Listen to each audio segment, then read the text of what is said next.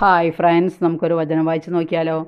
അവർ മാനുഷിക നിയമങ്ങൾ പ്രമാണങ്ങളായി പഠിപ്പിച്ചുകൊണ്ട് വ്യർത്ഥമായി എന്നെ ആരാധിക്കുന്നു.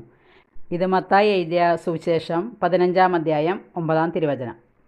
നോക്കിയാലോ എന്താണെന്ന്. യേശുവിൻ്റെ കാലഘട്ടമായപ്പോൾ നിയമജ്ഞരും ഫരിസേയരും ധാരാളം മാനുഷിക നിയമങ്ങൾ പ്രമാണങ്ങളായി അവതരിപ്പിക്കാൻ തുടങ്ങി.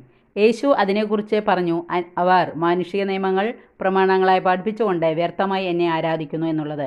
മക്കൾ മാതാപിതാക്കളെ ബഹുമാനിക്കുക, അവരുടെ വാർദ്ധക്യത്തിൽ സംരക്ഷിക്കുക എന്നതെല്ലാം 10 പ്രമാണത്തിൻ്റെ ഭാഗമാണ്. എന്നാൽ നിയമജ്ഞർ പഠിപ്പിച്ചു, അവരെ ശുശ്രൂഷിക്കുന്നതിന് പകരം കുറച്ച് പണം ദേവാലയത്തിൽ കുർബാനയായി നൽകിയാൽ പിന്നെ അവരെ ശുശ്രൂഷിക്കേണ്ട ആവശ്യമില്ല.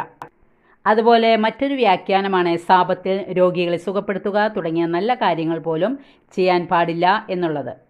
ഇത്തരം ദ്രോഹപൂർണമായ നിയമവ്യാഖ്യാനങ്ങളാണ് യേശു തിരുത്താൻ ശ്രമിച്ചത്. വചനം ഇഷ്ടപ്പെട്ടാൽ ലൈക്ക് ചെയ്യണേ.